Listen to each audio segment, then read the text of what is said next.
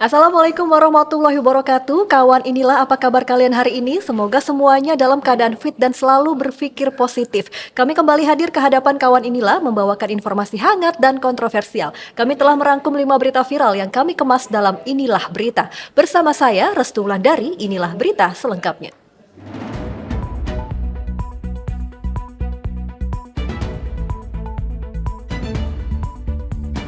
Berita pertama, calon presiden nomor urut 2 Prabowo Subianto saat debat capres ketiga di Istora Senayan Jakarta Minggu malam mengungkapkan Indonesia harus kuat secara militer. Jika lemah, maka Indonesia akan bernasib seperti Gaza. Berikut pernyataan Prabowo.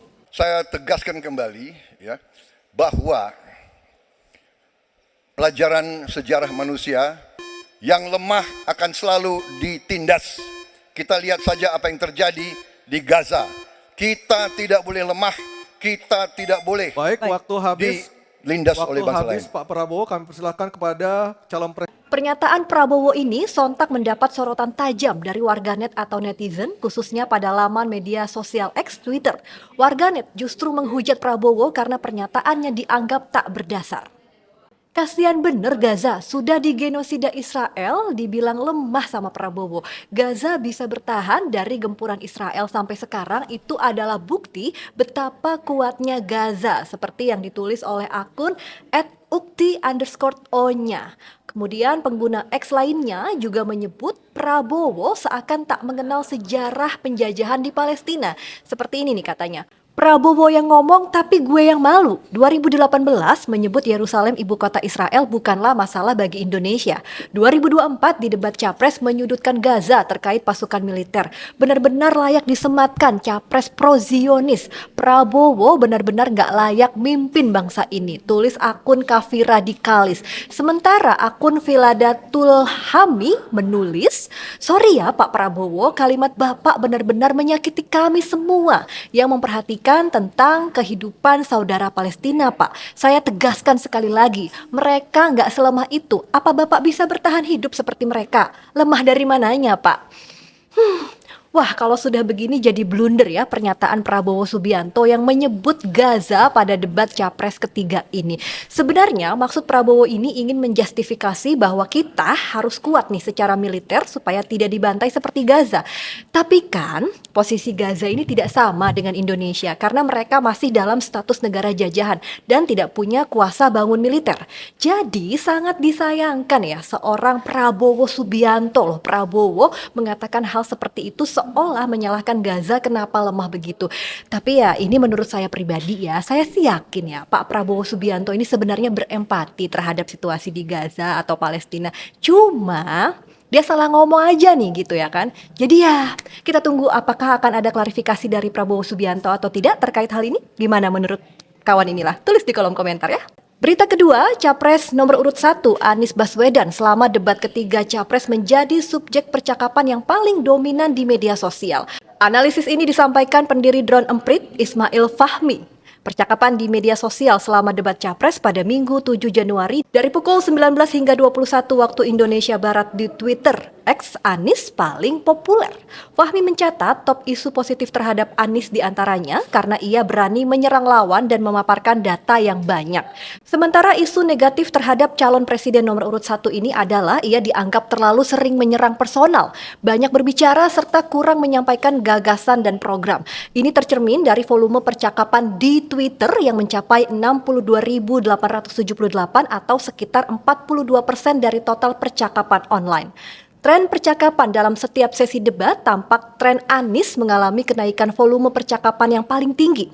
Mulai dari sesi pertama, Anies yang langsung ngegas dan dilanjutkan dengan serangan dan pernyataan yang tajam khususnya ke Prabowo pada sesi-sesi berikutnya. Di sisi lain, Prabowo dan Ganjar Pranowo mengalami fluktuasi dalam percakapan online. Prabowo mendapatkan 28% sebutan dengan total 42.791 percakapan, sedangkan Ganjar mendapat 30% dengan 44.674 percakapan. Ismail juga merangkum beberapa diskusi penting di Twitter terkait debat Capres ketiga. Salah satunya adalah cuitan yang menyarankan Ganjar berdiri di tengah podium untuk mencegah Prabowo menyerang Anies. Cuitan ini mendapat banyak interaksi, menunjukkan tingginya perhatian warganet. Kritik terhadap Prabowo pada segmen Most Retweeted Prabowo, warganet banyak mengkritik Prabowo atas komentarnya tentang Gaza, beberapa menganggapnya tidak peka atau salah persepsi. Sebaliknya, di segmen Most Retweeted Ganjar terdapat komentar yang menyindir Ganjar karena dianggap tidak aktif berpartisipasi dalam debat dan hanya sebagai penonton dalam interaksi antara Anies dan Prabowo. Nah, kalau kawan inilah bagaimana nih melihat debat Capres ketiga kemarin? Benarkah Anies paling populer? Tulis di kolom komentar ya. Masih soal debat berita ketiga, tema debat Capres ketiga yang membahas mengenai pertahanan menjadikan Capres nomor urut 2 yang juga Menteri Pertahanan Prabowo Subianto menjadi objek utama sasaran perdebatan. Capres nomor urut 1 Anies Baswedan dan Capres nomor urut 3 Ganjar Pranowo kompak menyerang Prabowo dan menyatakannya tak terbuka mengenai kondisi pertahanan dalam negeri. Sebaliknya, Prabowo menegaskan persoalan pertahanan tak bisa diumbar sembarangan karena pertahanan negara adalah masalah sakral dan dirahasiakan. Menanggapi pernyataan Prabowo, Cawapres nomor urut 3 yang juga menjabat Menko Polhukam Mahfud MD justru mengatakan tidak seluruh data yang dimiliki negara bersifat rahasia. Contohnya undang-undang, kecuali data berisi mengenai strategi pertahanan hingga data intelijen. Mahfud juga mempertanyakan permintaan Prabowo untuk mengajak para capres berdiskusi bersama setelah debat tidak sepantasnya dilontarkan. Langkah ini akan membuat tanda tanya besar bagi publik. Debat itu ya datanya dibuka di debat itu, bukan ngajak ngomong berdua. Dan tidak semua yang ditanyakan tuh rahasia. Rahasia itu ada undang-undangnya yang disebut rahasia negara, itu misalnya orang disersi, strategi pertahanan, intelijen, itu rahasia negara. Kalau anggaran itu dibuka ke publik, karena itu tanggung jawab ke publik, bukan ngajak ngomong berdua bicara data. Yang satu udah bicara data, ini datanya, lalu dia nanti kita omong berdua, nggak boleh dong. Ini debat harus ke publik, jelaskan juga itu salahnya data di sini saya punya gitu. Kalau ngajak ngomong berdua, namanya itu rembukan, bukan debat. Sementara itu, Ketua Komisi 1 DPR RI Mutia Hafid menyatakan rasa hormatnya pada Prabowo Subianto yang tidak terpancing untuk membuka data pertahanan Indonesia saat dicecar capres lain saat debat. Alhamdulillah, Pak Prabowo tidak terpancing untuk membuka data pertahanan kita. Menurut saya, ini bentuk kenegarawanan.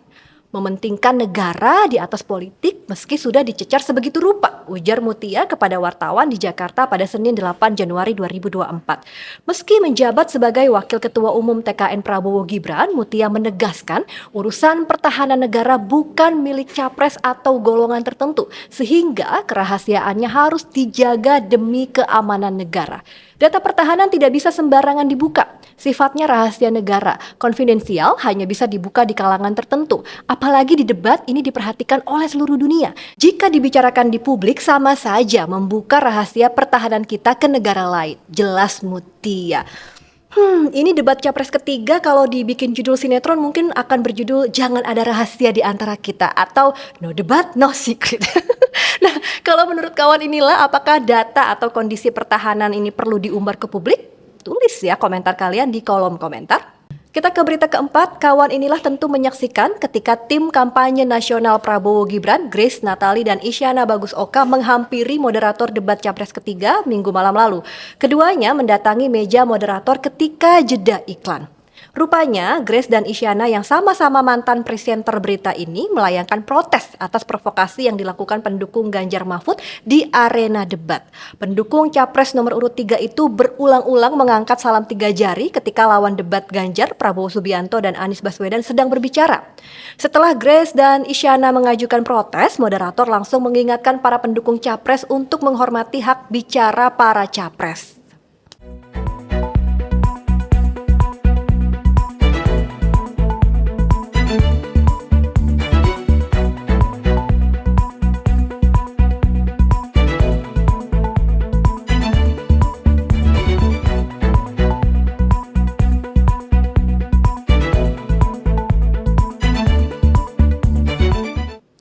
Sementara itu, Ketua KPU Hashim Asyari menyayangkan sikap perwakilan tim kampanye nasional Prabowo Gibran, Grace Natali dan Isyana Bagus Oka. Menurut Hashim, tindakan yang dilakukan keduanya tidak dibenarkan apapun alasan atau pembenarannya. Dalam pandangan kami, walaupun dari mereka saling mengenal, kan tidak patut untuk dilakukan karena bisa menimbulkan penilaian yang negatif, ucap Hashim. KPU tentunya akan membahas aksi Grace dan Isyana itu saat rapat evaluasi debat ketiga termasuk mengenai sanksinya. Ini nih, yang kayak gini nih, yang bikin debat jadi rame. Bukan karena debatnya saja, tapi di balik layar debat itu ya. Kalau sekarang pihak dari TKN Prabowo Gibran keberatan karena pendukung Ganjar Mahfud MD provokasi saat debat, terus tempo lalu saat Gibran memandu sorak ke pendukungnya saat debat itu gimana ya? Ada nggak tim capres lain ini yang protes juga ke moderator? Ayo, ada nggak? Sangat disayangkan ya, walaupun Grace dan Isyana ini katanya hanya protes ke moderator, tapi karena ini sudah tersebar dan viral juga, tetap saja netizen jadi berpikirnya macam-macam atau negatif ya. Jadi kita kan penasaran nih, sebenarnya apa sih yang dibicarakan dua mantan presenter ini ke moderator? Bener nggak kawan? Penasaran nggak? Kita sampai ke berita kelima, kali ini tidak bikin gemas tapi cukup memuaskan. Majelis Hakim Pengadilan Tindak Pidana Korupsi menjatuhkan pidana penjara selama 14 tahun kepada mantan pejabat Ditjen Pajak Kementerian Keuangan Rafael Alun Trisambodo. Hakim berkesimpulan Rafael Alun terbukti secara sah dan meyakinkan menerima gratifikasi dan melakukan tindak pidana pencucian uang.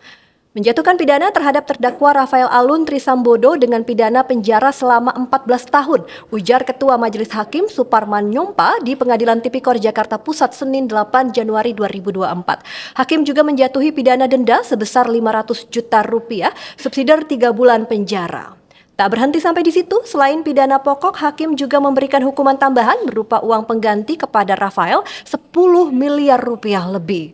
Hakim mengatakan harta benda Rafael dapat disita dan dilelang untuk membayar uang pengganti. Jika tidak mencukupi, maka diganti dengan pidana penjara selama 3 tahun. Vonis yang dijatuhi hakim ini sesuai dengan tuntutan jaksa. Sebelumnya, jaksa KPK menuntut ayah dari terpidana kasus penganiayaan Mario Dendi Satrio ini dengan hukuman 14 tahun penjara dan denda 1 miliar rupiah, subsidiar 6 bulan kurungan dan uang pengganti 18,9 miliar rupiah. Kasus Rafael Alun ini memang luar biasa. Menteri dan Presiden sampai ikut mengomentarinya.